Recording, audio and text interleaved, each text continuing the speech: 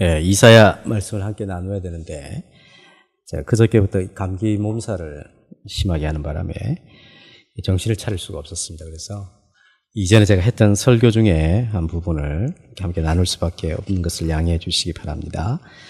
본문의 제목을 가지고 이 사람은 어떻게 되겠습니까? 한 제목으로 함께 말씀을 나누겠습니다. 간이 배 밖에 나온 사람, 저 사람은 간이 배 밖에 나왔대. 그 말은 두 가지로 해석할 수 있습니다. 첫째는 분별력이 없다는 거죠. 그러니까 막 눈에 뵈는 게 없어가지고 간을 배 밖에 내고, 그런 사람 조심해야 되죠, 그죠? 또 저 사람은 간이 배 밖에 나온 사람이라 했을 때는 너무나 용감한 사람을 지칭할 때 그런 표현도 합니다. 간이 배 밖에 나온 사람이다. 물론 이제 정말 간이 배 밖으로 나와가지고 살면 굉장히 흉측하겠죠, 그죠? 간이 배 밖으로 이렇게 나와 있는 사람은 얼마나 흉측하겠어요? 우리의 지체 중에 눈에 보이는 지체가 있고 보이지 않는 지체가 있죠. 모든 장기들은 눈에 보이지 않습니다. 그러나 이 겉으로 나타나는 모든 것들은 눈에 보이잖아요. 눈에 보여야 될 것은 보여야 되지만 눈에 보이지 않는 지체는 안 보이는 게 좋습니다. 우리가 이렇게 있으니까 그래도 이쁘고 잘생기고 이렇게 보이지, 보이지 않아야 되는 우리의 이 장기가 눈 밖으로 막 나오고 이래버리면 우리 눈에 보이게 되면 굉장히 우리는 싫습니다. 아유, 흉측하다. 그러죠. 그렇지만 우리 몸에 눈에 보이는 지체나 보이지 않는 지체는 있어야 할 곳에 잘 있어야 우리가 이런 이쁘고 아름다운 모습을 그대로 유지할 수가 있습니다. 어떤 지체는 참 아름다운 지체가 있지만 어떤 지체는 눈에 드러나지 않는 그런 지체도 있습니다. 그러나 그런 각자가 붙어 있어야 될 곳에 붙어 있고 각자의 역할을 따라서 그 역할을 감당할 때 우리의 몸은 균형 잡힌 몸으로 아름답게 보이는 것입니다.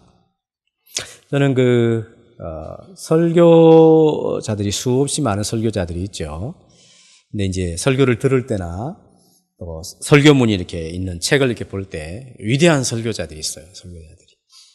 그런 이제 설교를 들으면 감동이 되면서 동시에 어떤 마음이 드냐면 좌절을 느낄 때가 있어요. 좌절을. 나는 설교 안 해야 되겠다. 어떻게 저렇게 설교를 잘하실까?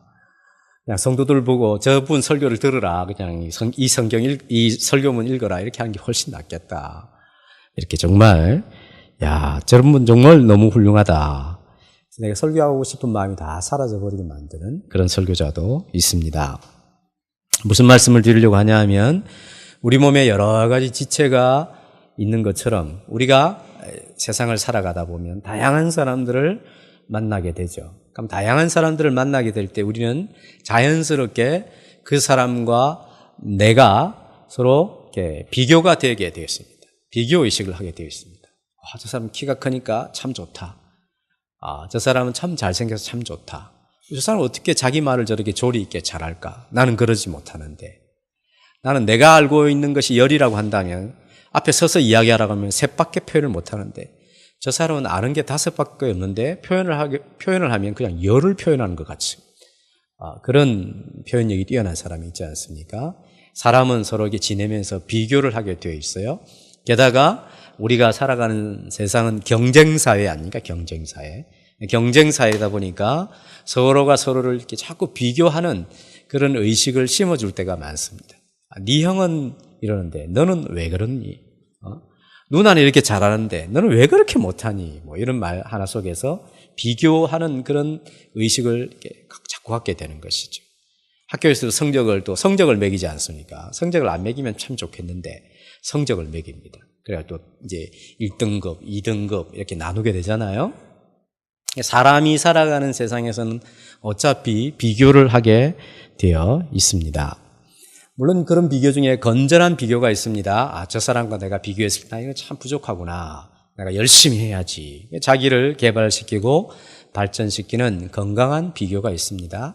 그러나 어떤 비교는 굉장히 건강하지 못한 비교가 있을 수 있습니다. 잘못된 비교의식을 통해서 자기가 갖고 있는 고유한 자기만의 특성들을 이렇게 다 이렇게 사장시켜버리는, 죽여버리는 그런 잘못된 비교의식도 있을 수 있습니다. 오늘 본문에 예수님께서 다시 부활하셔서 베드로가 생전에 예수님 죽기 직전에 예수님을 모른다고 3번이나 부인하고, 즉 자기가 그토록 따르던 스승을 배신하였던 그 잘못을 예수님이 다시 부활하셔서 베드로에게 회복을 시켜주십니다. 베드로야, 네가 나를 사랑하느냐? 예, 제가 주님 사랑하는 주님이 아십니다. 그래, 내 양을 먹이라.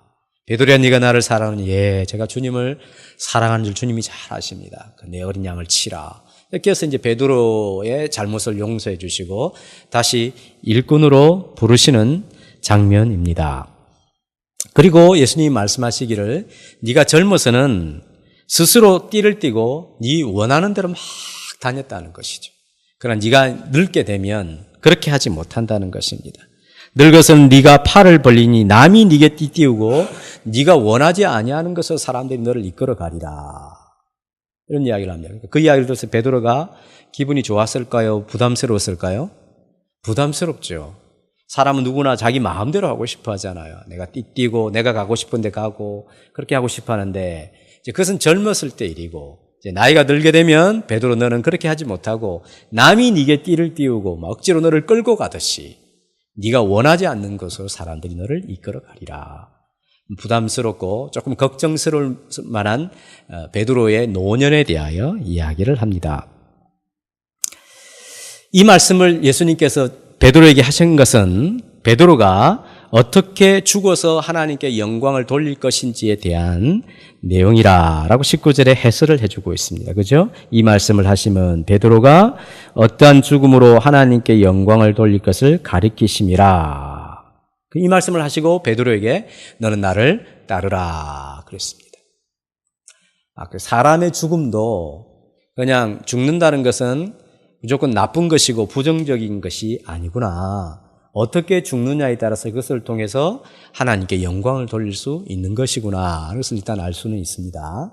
근데 이 베드로의 죽음이라고 하는 것이 자기가 원하는 대로 가서 마지막을 맞이하는 것이 아니라 베드로가 인간적으로 기대하는 것과는 전혀 다른 죽음을 맞이하는데 그것이 하나님께 영광이 된다. 이렇게 표현을 하는 것이죠.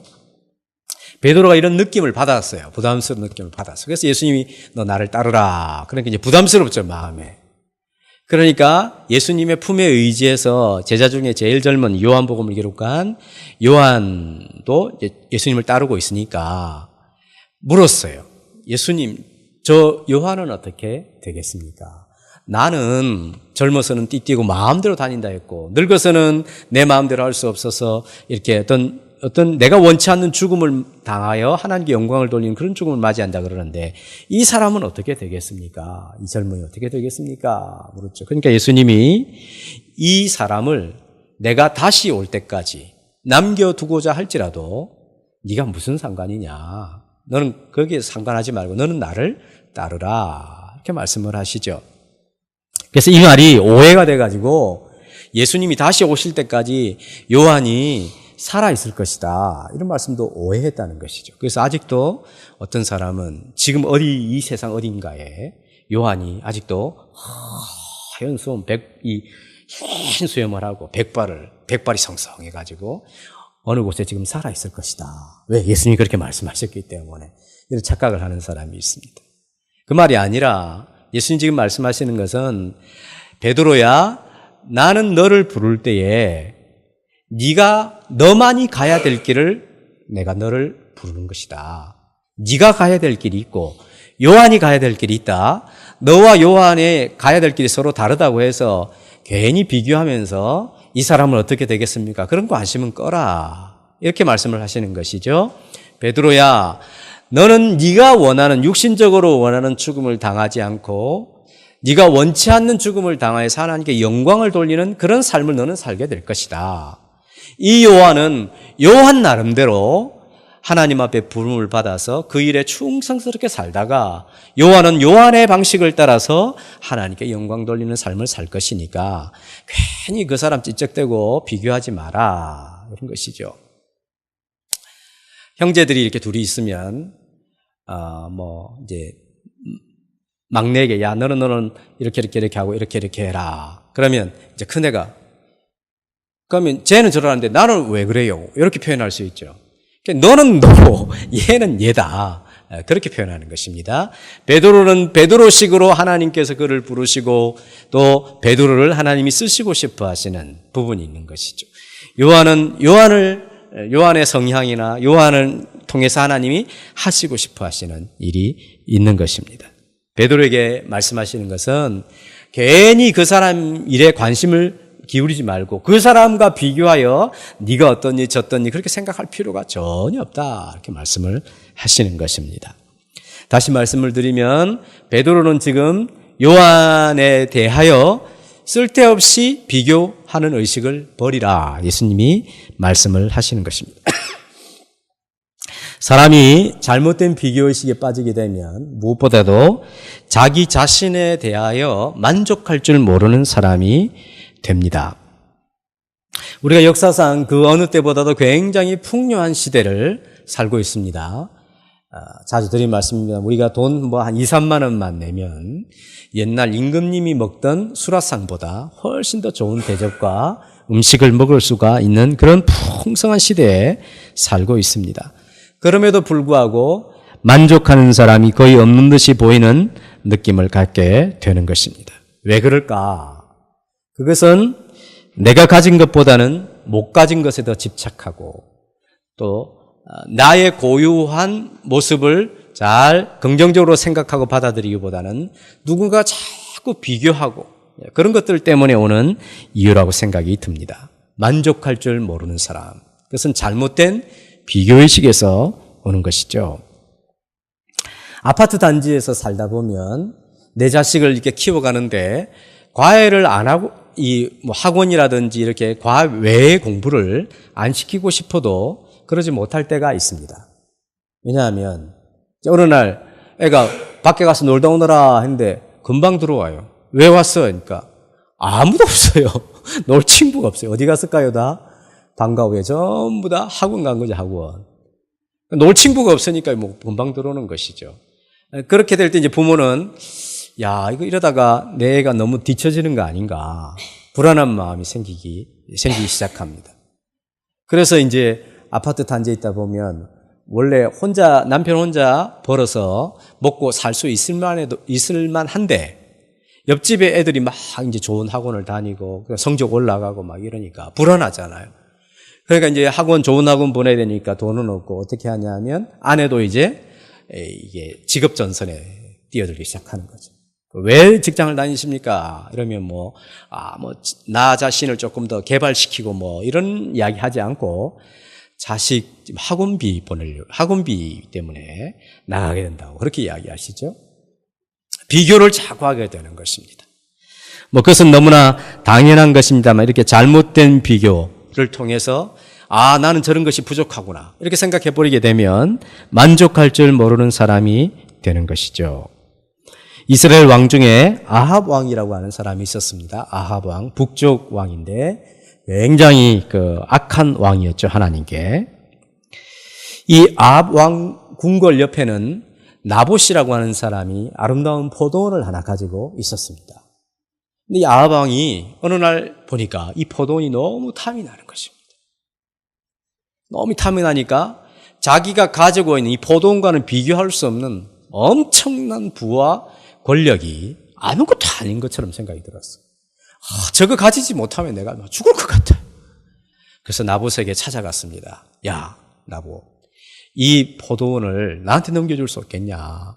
만약 이 포도원을 나한테 넘겨주면 이것보다 더 크고 아름다운 포도원을 내게 주겠다. 혹시 그것이 마음에 안 들면 이 포도원의 시가를 충분하게 쳐서 값을 쳐서 내가 사고 싶으니까 이 포도원을 넘겨달라 그랬어요. 근데 이 나봇이 뭐라고 했냐면 이스라엘의 전통은 조상이 준 땅은 절대 매매하면 안 돼요. 매매가 되더라도 다시 50년이 돼서 2년이 되면 다시 되돌려 받는 것이죠. 못하게 돼 있어요. 그러니까 하나님께서 그렇게 정해주신 율법의 말씀의 기준에 의해서 나봇이 분명하게 왕이지만 부담스럽지만 이야기하죠. 이것은 우리 조상 때로부터 우리에게 물려준 것이기 때문에 매매하거나 넘겨드릴 수가 없습니다. 단호하게 이야기를 하죠. 그러면 이 왕이 포기를 할 줄 알았는데 와서 그냥 들어놓아 버렸어요. 밥도 안 먹고. 그러니까 이제 왕비가 이상하게 생각할 거 아니에요? 이세벨이. 그래서 물었어요. 왕이요. 왜 그렇게 밥도 안 먹고 들어누워 있습니까? 사실은 여차여차해서 이 나봇이라는 친구가 포도를 안 넘겨주기 때문에 내가 이렇게 괴로워서 그렇다고. 이세벨이 뭐라고 하냐면 이게 도대체 이스라엘을 다스리는 왕이라 할 수 있습니까? 뭐 그거 하나 가지고 그럽니까? 제가 알아서 해결할 테니까 밥 먹으시오. 그러니까 이세벨이 어떻게 했습니까? 그 나봇이 소속된 성의 성주나 높은 사람들이 있겠죠? 거기에 편지를 보내가지고 모함을 하게 만듭니다. 어떻게 하냐면 이상한 사람들 세워가지고 그 사람들이 뭐라고 하냐면 우리가 들었는데 나봇이 하나님과 왕을 저주했다는 것입니다. 한 사람이 그런 이야기 하는 것이 여러 사람들이 그런 이야기 하니까 이게 증거가 된 거잖아요. 그래서 이제 가짜 거짓말로 이렇게 모함을 해서 돌로 나봇을 쳐 죽여버리죠. 아합 몰래 이세벨이 꾸민 그런 계략이었습니다. 나봇이 죽자 이제 이세벨이 왕에게 와서 나봇이 죽었으니까 그 포도원을 취하라고. 그래서 이제 그 포도원을 취하게 되었을 때 하나님 앞에 이것이 큰 악이 되었다라고 성경은 기록하고 있는 것이죠. 삼시세끼 고기 반찬 다 먹여주고 부족한 것이 없는데 사탕 하나 안 써줬다고 때를 쓰는 아이들이 있잖아요. 그죠? 모처럼 그하고 때를 쓰나. 마치 아합 왕이 그런 사람이었습니다. 왕으로서의 지위, 그가 가지고 있는 재산, 마음대로 휘두를 수 있는 권력, 수없이 많은 것이 있었는데 그 중에 뭐 하나 부족하다고 그것을 못 가졌다고 때를 쓰는 아이와 같은 그런 모습. 그것은 마치 우리 자신의 모습을 고발해 주는 듯한 느낌을 가질 때가 있습니다.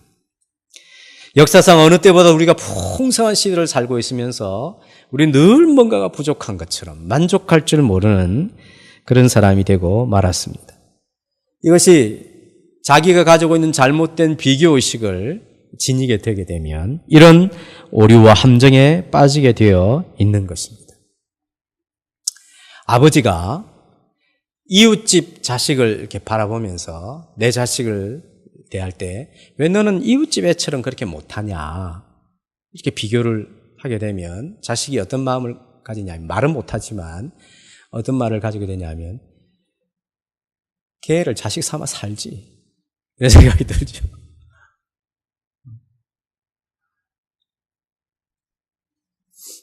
내 자식을 자꾸 이웃집 자식과 비교를 한다든지 내 아내와 내 남편을 자꾸 이웃집에 누구 배우자하고 비교해서 산다면 얼마나 서로에게 부담이 되고 힘이 되겠습니까?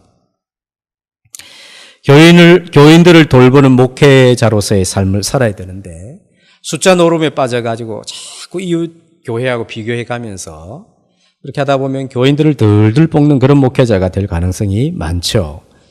대인관계에 있어서의 건강함을 자꾸 잘못된 비교의식을 갖게 되면 그 건강함을 상실할 가능성이 많습니다. 그래서 이러한 잘못된 비교의식은 늘 자기 자신에게 있는 고유한 것들에 대하여 만족할 줄 모르고 감사할 줄 모르는 사람이 될 가능성이 많습니다. 이 사회는 어떤 하나의 특정한 기준을 가지고 사회가 만들어져 있지 않습니다. 무슨 말이냐 하면 키가 180cm 이상인 사람만 사람이다. 이런 사회는 없죠.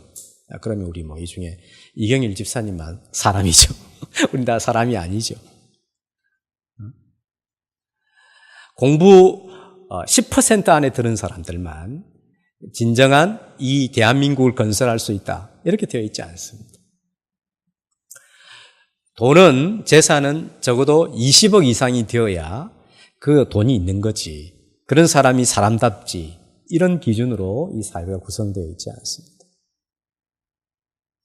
누구는 공부를 잘할 수 있고 못할 수 있습니다. 누구는 체육을 잘할 수 있고 못할 수 있습니다. 오늘 아까 10시 좀 넘어서 이렇게 오는데 작은 애가 물어요. 차가 왜 이리 많아요? 공차고 있는 거죠. 아직도 공차고 있는 거죠. 근데 축구를 좋아하는 사람들이 있지만 축구와 전혀 무관하게 축구의 축자도 모르고 살아가도 사회를 건강하게 지탱해 주는 사람도 많습니다.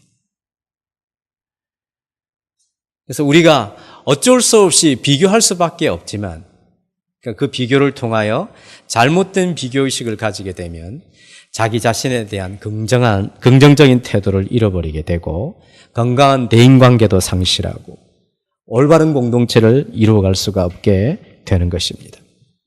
베드로가 요한을 가리켜서 이 사람은 어떻게 되겠습니까? 나에 대한 주님의 생각은 그렇게 좀 부담스러운데 이 사람은 어떻게 될까요? 베드로야, 너는 거기에 신경 꺼라. 그런 것으로 네 비교하지 마라. 너는 나를 따르라. 주님이 말씀하시죠.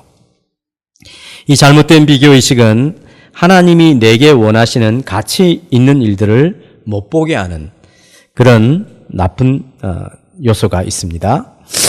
베드로는 자신의 죽음도 가치가 있구나 하는 것을 듣게 됩니다. 비록 어떤 죽음인지는 모르지만 자기가 원하는 죽음은 아니죠. 우리의 원하는 죽음은 뭡니까? 9988 이사죠. 9988에서 99세까지 팔팔하게 살다가 이틀에서 한 4일 정도 아야 지혜 하다가 그냥 가버리신 거예요. 그럼 우린 다 그런 죽음을 맞이하게 되겠지만 우리 중에 몇 명이 그런 죽음을 맞이하게 될까요? 그것은 죽는다는 것은 우리 마음대로 되는 게 아니죠. 베드로도 자기 나름대로 죽음의 방식을 생각하고 있을지 모르겠는데 주님 말씀하시기를 네가 원하는 대로 죽지 못하게 될 것이다. 베드로는 거꾸로 십자가를 져서 죽었다. 그런 전설이 있지 않습니까? 어쨌든 베드로는 그 자신의 죽음조차도 굉장히 가치가 있고 하나님께 영광이 되는 죽음을 맞이하게 될 것이라 그랬습니다. 요한은 오랫동안 사는 것이 가치가 있는 것이죠. 다들 요한처럼 살고 싶죠. 막 펄펄 끓는 가마에 요한을 죽이려고 거기 넣었는데 요한이 따뜻하네. 이렇게 반응하는 거예요. 안 죽어버리는 거예요. 모두가 다 그렇게 되면 얼마나 좋겠어요. 그죠? 우리가. 자동차에 부딪혔는데 자동차는 찌그러졌는데 나는 아무렇지도 않고 이래버리면 예수 믿는 사람도 참 대단하다 이런 생각할 거 아니에요? 근데 그런 식으로 안 돼 있단 말이죠. 베드로는 자기가 원하지 않는 죽음을 통하여 하나님께 영광을 돌리는 가치가 있는 것이고 요한은 주님이 그를 내가 다시 올 때까지 소위 그냥 지금도 안 죽고 살아있다 할지라도 그 가치가 있는 것이죠. 오래도록 사는 것이 요한에게는 참으로 가치 있는 삶이라 할 수 있습니다. 아프가니스탄에서 한 4년 반 정도 사역하다가 추방당한 제 친구 선교사가 있습니다. 지금은 이제 태국에서 주로 있으면서 그 아프간에 있는 현지인들, 젊은이들을 가끔씩 불러내어서 다시 교육을 시켜주고 되돌려 보내주고 하는 그런 일을 하고 있습니다. 지금도 아프간이 열리면 언제든지 아프간에 가고 싶어 합니다. 처음에는 추방당했을 때 아프간 옆에 파키스탄이라고 하는 나라가 있죠. 그 파키스탄에 있으면서 그 국경 가까이 있으면서 하나님이 기회를 주시면 언제든지 아프간으로 들어가고 싶어하는 친구가 있습니다. 이 친구가 소속된 그 선교회가 20년 대회를 하게 되었습니다. 여러 선교사님들이 모였겠죠. 소극으로 모여가지고 자기 선교지에서 있었던 이야기를 하는 거예요. 선교지 이야기가 다들 참 힘들고 어려운 이야기들입니다. 이런 고생했었고 이런 고생했었다 쭉 이야기를 하죠. 그러니까 서로 이제 공감하면서 정말 고생했구나. 그런데 내 친구 선교사가 아프간에 있었던 이야기를 쭉 했는가 봐요. 쭉 하니까 전부 다 고생했다고 하는 사람들이 전부 다 부끄러워가지고 우린 고생도 아니네 이런 생각이 들었대요. 어떤 내용인지는 모르겠지만 아프간은 그 이제 목숨 내놓고 해야 되는 일이고 그 다음에 친구는 이제 사모님이 밖에를 거의 나갈 수가 없었어요. 사모님도 거의 우울증에 걸리고 이 친구가 선교사 나가기 전에 저에게 했던 말이 있습니다. 자기는 어려운 곳에 선교지로 나가지만 사람들이 자기의 생애를 가리켜서 자기는 이런 말을 들었으면 좋겠다. 어떤 말을 듣고 싶냐? 기쁨의 선교사로 자기 그런 사람들이 자기를 그렇게 평가해 줬으면 좋겠다. 그랬어요. 아내도 정신적인 고통을 겪고 많은 어려움들이 있었지만 자기의 삶이 다른 선교사님들의 힘들고 어렵다고 하는 삶을 부끄럽게 할 정도로 다른 사람들의 삶을 드러내어서 하나님 앞에서 더 열심히 해야 되겠구나. 이런 헌신적인 결단이 드러나게 하는 가치가 있는 것이죠. 대형교회 목사님은 대형교회 목사님대로 그 부름을 따라서 충성스럽게 살면 가치가 있는 것이고 작은 교회 목사님들은 작은 교회 목사로서의 부르심을 잘 생각하면서 거기에 충성스럽게 반응하는 것이 참 가치 있는 일이라 할 수가 있습니다. 이스라엘의 초대 왕은 사울 왕이었고 두 번째 왕은 다윗이었습니다. 이 사울 왕은 참 멋진 사람으로 그 생애가 시작이 되는 사람입니다. 키가 보통 사람보다 머리 하나는 더 컸어요. 게다가 엄청나게 외모가 출중한 사람, 젊은이였다라고 성경은 표현해주고 있습니다. 이스라엘 중에 그보다 더 잘생긴 사람이 없었다. 그러니까 최고로 잘생긴 거죠. 키도 엄청나게 크고. 어느 날 아버지 기스가 암나기들을 잃어버렸습니다. 그래서 아들에게 부탁을 해서 꼭 찾아오라 하는 것이에요. 그래서 이제 종을 데리고 암나기들을 찾아서 이 산지로 다니고 저곳으로 다니고 있을 만한 곳을 다 뒤졌습니다. 굉장히 성실한 사람이었습니다. 또한 겸손한 사람이었어요. 심지어 하나님의 신이 임하여 예언을 하던 그런 사람이 되어서 야, 이 사람도 예언자 중에 있구나. 이런 평가를 받는 그런 사람이었습니다. 이스라엘 바깥에 암몬 사람이 공격하게 되었을 때 군사들을 모아서 용감하게 승리하였던 전사이기도 했습니다. 그는 참으로 위대한 지도자로서 갖춰야 될 덕목을 잘 갖춘 사람이었습니다. 외모도 출중하죠. 군사를 모집해서 전쟁을 치르는 능력도 탁월하죠. 성품도 성실하고 겸손한 사람이죠. 이만큼 지도자로서 갖춰야 될 덕목을 잘 갖춘 사람은 찾아보기가 쉽지 않습니다. 그런데 어느 날 쓸데없는 비교의식이 그의 마음을 사로잡았습니다. 누구와 비교를 했냐면 청소년 다윗과 비교를 하고 말았습니다. 다윗이 골리앗을 물리치고 전쟁에서 같이 돌아오는데 수많은 여인들이 막 즐거워하면서 그 승전한 무리들을 맞이하면서 이렇게 노래하기 시작했습니다. 사울이 죽인 사람은 천천히요, 다윗이 죽인 사람은 만만이라 그랬어요. 그러니까 사울보다 훨씬 더 다윗이 많이 죽였다는 것이죠. 이 소리를 듣기 시작했을 때부터 사울이 다윗을 주목하기 시작했더라. 주목을 안 했어야 되는데 주목하기 시작했다. 쓸데없이 그런 것을 비교하기 시작했더라 하는 것입니다. 자기가 다 잘할 수 없는 거죠. 만약에 왕으로서 야, 내 수하에 이렇게 훌륭한 젊은 장수가 있는 것이 얼마나 감사한 일인가. 그렇게 받아들이고 그에게 일을 맡기고 마음도 맡기고 그랬더라면 서로 이기는, 국가는 더욱더 부강하게 되는 그런 결과를 맞이했을 것인데 불행하게도 비교를 하기 시작했어요. 사람들이 나에게는 천천을 돌리고 다윗에게는 만만을 돌려? 그러면 이제 머지않은 날에 이 나라도 다윗에게 돌아가겠구나. 이렇게 비교하기 시작한 것입니다. 시샘하기 시작한 것이죠. 우리 몸에는 많은 지체가 있습니다. 눈에 드러나는 지체도 있고 눈에 보이지 않는 지체도 있습니다. 그렇지만 이 모든 지체가 다 있어야 될 곳에 있고 자기 역할을 해줄 때 그 몸은 몸으로서 아름다움이 있는 것처럼 사울은 사울이 잘하는 것이 있습니다. 다윗은 다윗이 잘하는 것이 있는 것이죠. 그것이 서로 인정이 되고 서로 수용이 된다면 훨씬 더 아름다운 공동체를 이룰 수 있었을 것입니다. 그런데 이런 잘못된 비교의식은 각 사람에게 있는 고유한 가치를 다 잃어버리게 만드는 것이죠. 말씀드린 것처럼 사울은 이 임금으로서 지도자로서 너무나 훌륭하고 아름다운 자질을 가지고 있는 정말 가치 있는 사람이었습니다. 한순간 다윗과 비교하고 자신과 그 다윗을 자꾸 비교하게 되었을 때 자신에게 있는 모든 아름다움은 아주 가치 없게 만들어버리는 그런 잘못을 범하게 된 것입니다. 하나님은 우리 한 사람 한 사람을 다 특별하게 만드셨습니다. 특별하게. 이 세상의 가치가 우리를 잘못 생각하게 만든 결과이지 우리 한 사람 한 사람은 특별하게 만들었습니다. 그래서 세상에서는 우리가 단 하나밖에 없는 유일한 존재로 우리를 만드시죠. 그 말은 무슨 말이냐 하면 하나님은 각 사람에게 너무너무 고유한 아름다움을 허락해 주셨다는 것입니다.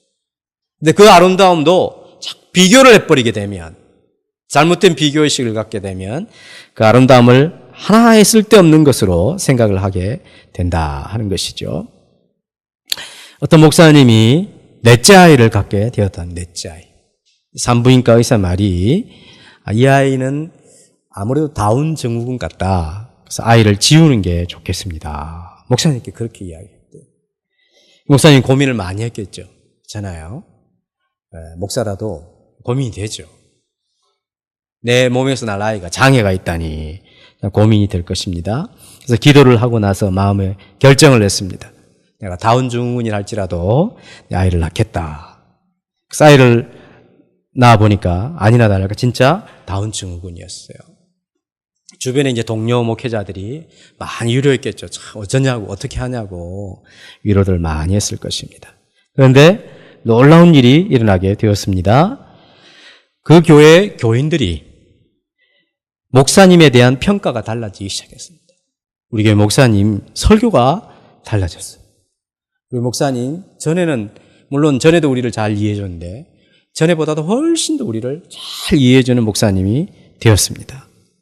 전에 우리를 대해주던 목사님의 태도와 요즘 목사님이 우리를 대한 태도가 너무너무 많이 달라졌습니다. 그렇게 평가를 하는 거예요.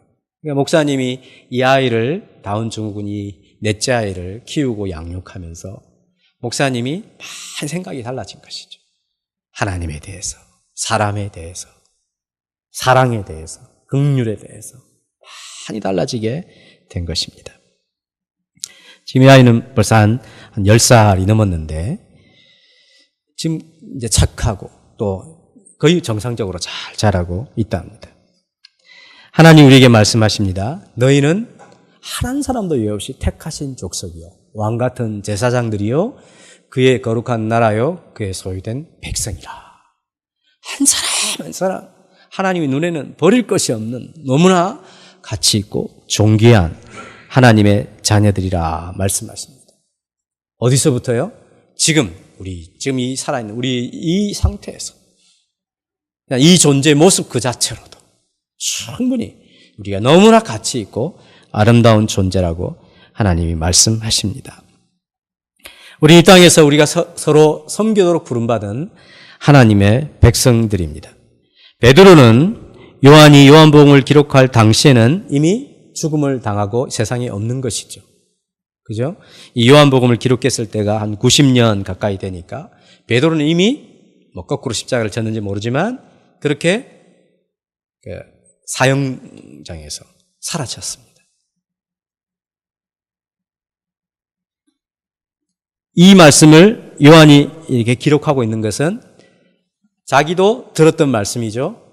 베드로가 자기가 원치 않는 죽음을 당하여 하나님께 영광을 돌릴 것이다. 그렇게 이미 들었던 말씀을 기록하고 있는 것입니다. 주님을 따르는 목적은 우리가 어떻게 잘 죽을 것인가, 우리가 얼마나 주님 때문에 많은 것을 소유하고 우리 인생의 결말을 맞이할 것인가, 이런 쪽에 있는 것이 아니라 우리가 주님을 따르는 목적은 다른 사람을 섬기기 위함이죠. 섬기기 위함. 내가 가진 모든 것을 통하여 다른 사람을 어떻게 하면 잘 섬길 것인가, 이것이 주님을 따르는 목적이라 할 수 있습니다. 베드로는 이렇게 다른 사람을 섬기기 위하여 기꺼이 주님의 십자가를 지고 자신의 목숨을 그 십자가에 내어놓기까지 다른 사람을 섬기기 위하여 살았던 생애로 살았습니다. 남에게 많이 주는 사람이 하나님 앞에서 가장 부유한 사람이라 할 수 있습니다. 남을 위하여 쓰는 것은 성경에는 하나님께 이렇게 빌려주는 것이다 라고 성경이 그렇게 기록되어 있습니다. 그러니까 남을 위하여 자신을 많이 쓴 사람은 하나님께 많이 빌려준 것이죠. 쉽게 이야기하면 그냥 하나님 앞에 우리가 되돌려 받을 상이 많다 하는 것입니다. 그런 점에 있어서 남에게 많이 주는 사람이 하나님 앞에서 가장 부유한 사람이 될 수가 있습니다. 우리는 각 사람이 하나님 앞에서 책임 있는 존재로 살아가야 될 존재입니다. 베드로는 특이한 죽음을 맞이하지만 베드로는 베드로대로, 요한은 아무리 죽이려고 해도 죽지 않지만 요한은 요한대로 하나님 앞에 각자 독특하고 가치 있고 책임 있는 존재로 부름을 받은 것이죠. 베드로는 한 번 설교할 때에 3,000명이 회개하고 5,000명이 회개하는 엄청난 부흥을 일궜던 사도로 살았습니다. 그러나 스데반도 베드로보다 훨씬 더 논리적이고 구약부터 해가지고 지금 시대까지 시대를 다 꿰뚫는 그런 어떤 통찰력을 가지고 하나님의 말씀을 너무나 잘 전했습니다. 설교를 너무너무 잘했어요. 설교를 너무너무 잘해가지고 돌맞아 죽어버렸습니다. 베드로는 설교를 할 때 막 3,000명, 5,000명이 회개하는데 스데반은 설교를 너무 잘해가지고 돌맞아 죽는 그런 경우도 있더라는 것이죠. 죽음의 경우는 달라도 죽음의 방법이 달라도 베드로는 베드로대로 스데반은 스데반대로 하나님 앞에 가치 있는 삶을 살게 되었죠.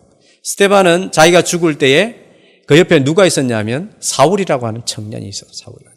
그 사람이 누굽니까? 바울이죠. 바울. 사울이 바울되는 하나님의 사람으로 변화되는 그런 동기 중에 한 부분이 뭐냐면 스데반의 죽음이었습니다. 요한의 형제 야고보, 이 요한복음을 기록한 요한의 형제 야고보는 헤롯 왕에게 죽임을 당하였습니다. 사도행전 12장에 보면 헤롯이 사람들의 마음을 얻기 위해서 사도 중에 몇 사람을 붙잡는데 그 중에 야고보라고 하는 요한의 형제를 잡아서 죽여버립니다. 12사도 중에 최초의 순교자는 누구였냐면 야고보였죠. 야고보. 요한과 야고보가 한 어머니 밑에서 자랐었는데 야고보는 제일 먼저 순교를 당했고 요한은 사람들이 죽이려고 해도 잘 죽지 않는, 그래서 늦게까지, 제일 늦게까지 살았던 사도로 그렇게 사는 것이죠. 우린 다 요한처럼 살 수는 없습니다. 우린 다 야고보처럼 살 수도 없습니다. 요한은 요한대로 사는 것이고 야고보는 야고보의 방식을 따라 사는 것이고 베드로는 베드로대로, 스데반은 스데반으로서 부르심을 따라 책임 있는 존재로 사는 것입니다. 예수님께서 비유 말씀하시기를 어떤 사람에게는 1달란트를, 어떤 사람에게는 2달란트를, 어떤 사람에게는 5달란트를 맡깁니다. 각각 재능을 따라서, 각각 그 능력을 따라서 맡기죠. 1달란트 받은 사람은 2달란트 받은 사람과 비교할 필요가 없고 2달란트 받은 사람은 5달란트 받은 사람과 비교할 필요가 없습니다. 결국 주님 앞에 서게 되면 우리의 모든 삶을 청산하고 결산할 날이 있을 것인데 1달란트 받은 사람은 자기가 받았던 1달란트를 가지고 평가를 받는 것이죠.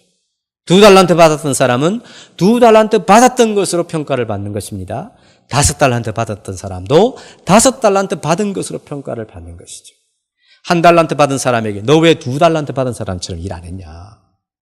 2달란트 받은 사람에게 너는 왜 5달란트 받은 사람처럼 일 안 했냐? 그렇게 하지 않으십니다. 목사로 부름을 받았으면 너 목사로 부름받아 가지고 제대로 사람을 섬기고 제 역할을 했느냐? 이렇게 말하는 것이죠. 장로로 부름을 받았으면 너 장로로서 그렇게 어떻게 살아왔느냐? 우리에게 맡겨주신 모든 것은 하나님으로부터 났는데 하나님 우리에게 모든 것을 맡겨주셨을 때에 너 그거 어떻게 너 하고 샀느냐? 공부 잘하는 학생이 있죠. 공부 잘했으면 그 잘하는 학생은 지가 다 잘해가 잘하는 거 아닙니다. 절대 아닙니다. 그런 거 있을 수가 없습니다. 공부 잘하는 학생은 너 공부 잘하게 해줬는데 그거 갖고 어떻게 내 앞에 살았느냐? 피아노 잘 치면 피아노 잘 치는 걸 가지고 너 어떻게 살아왔느냐? 어떻게 섬기고 왔느냐? 그런 것입니다. 결국 우리의 모든 삶은 얼마나 많은 사람들을 섬기며 자기의 고유한 것들을 잘 가치 있게 여기고 다른 사람과 비교하지 않고 하나님 앞에 얼마나 책임 있는 존재로 살아왔느냐? 이것을 가지고 하나님 앞에 평가를 받게 되는 것입니다. 갈라디아서 말씀 중에 이런 것이 있습니다. 너희의 육신, 성령의 열매를 말하기 전에 육신의 열매를 이야기하면서 시기와 술취함과 우상숭배와 음행과 이런 모든 것들 막 이야기를 해요. 그 말은 무슨 말이냐면 시기라고 하는 것하고 뭐하고 똑같냐면 우상숭배, 술수, 음행 이런 것과 똑같은 죄의 무게로 둔다는 것이죠. 우리는 그냥 시기 그런 것은 있으면 안 되겠지만 또 있어도 막 대수롭지 않게 생각을 하는데 성경은 시기나 음행이나 이런 거 똑같은 무게로 취급하는 것이죠. 그 말은 무슨 말입니까? 우리가 단순히 사람과 비교할 수밖에 없는 그런 사회 구성원으로 살아가게 되어 있지만 잘못된 비교의식을 통하여 시기하고 그런 것은 하나님 앞에 큰 죄가 된다 하는 것입니다. 우리 한 생애를 살아갈 때에 우리 각자의 부름이 다 다르고 각자의 가치가 다 다릅니다. 우리 다 고유하고 하나님 앞에 너무너무 존귀하고 특별한 사람들입니다. 다른 사람을 섬기기 위해서 수고하고 다른 사람을 섬기기 위해서 은혜를 구하고 내게 주어진 것들을 감사히 여기며 쓸데없는 비교의식을 버리고 하나님 앞에 책임 있는 자로서 우리의 삶 자체가 하나님께 영광이 되는 그런 복된 삶이 되실 수 있기를 바랍니다. 기도하겠습니다.